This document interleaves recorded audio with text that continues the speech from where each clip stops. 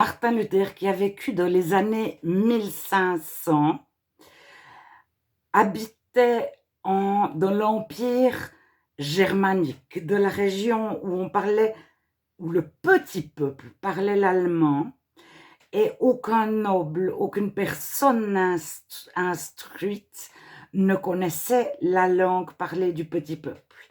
L'allemand ne s'écrivait pas du tout, et dans chaque village, il y avait un dialecte particulier. Luther et toute une équipe apprendront pour la première fois en tant que personne lettrée, ayant accès aux livres qui étaient tous écrits en latin, éventuellement en grec, dans les langues liturgiques. Aucune langue comme le français, l'anglais, etc. ne s'écrivait, ou sinon les lecteurs de la Bible qui traduisaient la Bible, mais en langage texto. Luther prendra le bas allemand, c'est-à-dire le haut du Rhin, le Rhin qui sort de la Manche contre l'Angleterre, le haut de l'Europe. Ça s'appelle le bas allemand. C'est-à-dire, il rassemblera une multitude de dialectes, il écoutera les gens parler avec d'autres. Ils étaient toute une équipe, et à partir de 1522, Martin Luther avait donc 39 ans, il commence de traduire la Bible à partir des travaux d'Erasme. Erasme, qui a recherché dans les écrits des pères les citations de la Bible.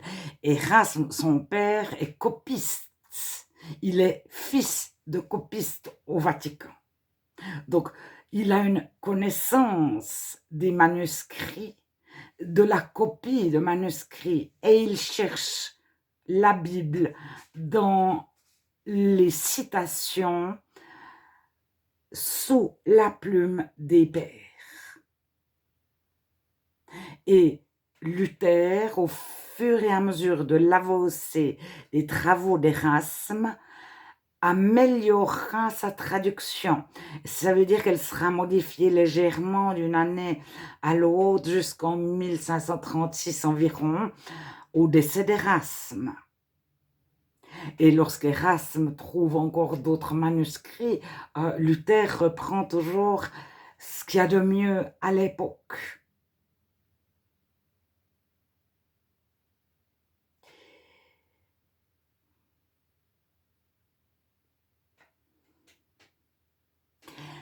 Luther apprendra à lire au petit peuple afin qu'il puisse lire la Bible, comprendre la Bible dans la langue qu'il connaît.